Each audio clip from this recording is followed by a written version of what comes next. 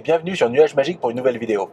Hier, nous avons reçu une mise à jour et je voulais vous parler d'une nouvelle fonctionnalité apportée par cette mise à jour. Il s'agit de l'évitement de franchissement de ligne.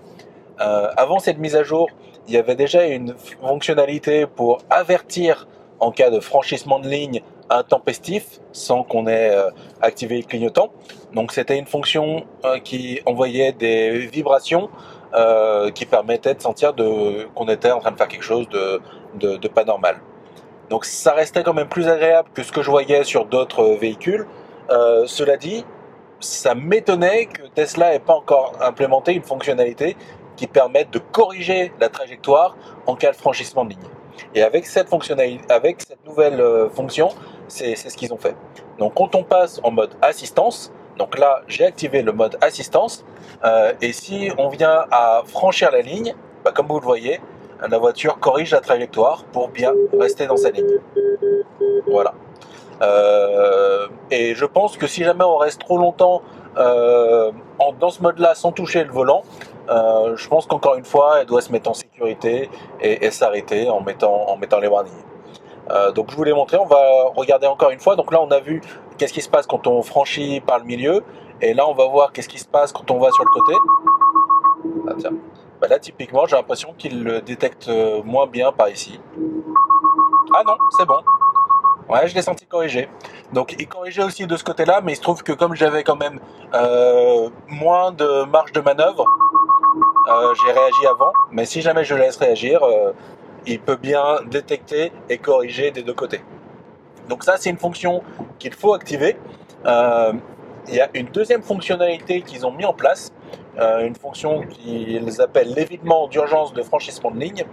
Alors je vais avoir du mal à le tester, mais c'est une fonction qui permet d'éviter les collisions quand on a désactivé la fonction d'assistance.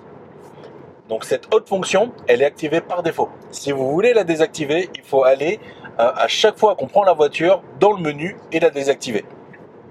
Donc ce que je vais faire, c'est que je vais désactiver le mode assistance et on va voir si on arrive à comprendre comment ça fonctionne. Donc du coup, je pense que ça doit être dans le menu autopilote. Voilà. Donc l'évitement de franchissement de ligne, on va le désactiver. Faut que je me mette dans une situation où je puisse réagir rapidement.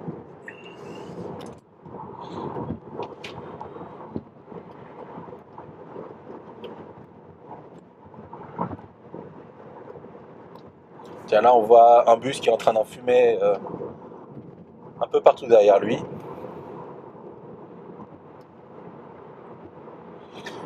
Donc là on a le mode qui est désactivé, le mode assistance franchissement de ligne. Si jamais je me déporte sur la gauche, voilà. Donc là, il l'a corrigé automatiquement malgré le fait que le mode franchissement de ligne soit désactivé. Alors ça, c'est vachement sympa, et je pense que ce sera un bon pas en avant pour la sécurité, parce que le premier mode dont je vous ai parlé, celui où il y avait l'assistance, il a la fâcheuse tendance d'être agaçant, et très vite, on a envie de le désactiver.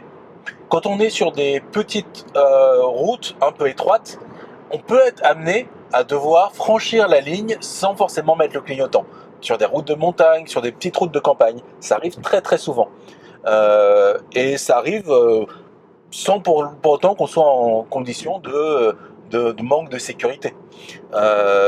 Et donc du coup, il y a beaucoup de gens qui désactivent cette fonction-là. Là, ce qu'on voit, c'est qu'on va pouvoir désactiver éventuellement cette fonction-là.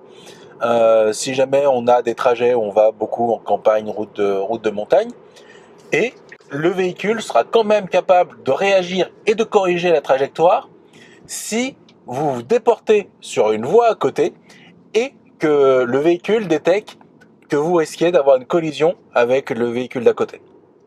Alors j'espère que j'ai été clair dans mon explication, mais je pense que c'est un gros pas en avant pour la sécurité. Je suis certain qu'il y a d'autres véhicules qui le font, mais maintenant la Tesla Model 3 est dotée de cette fonction, et je pense que ça va plaire à pas mal de monde. À la prochaine!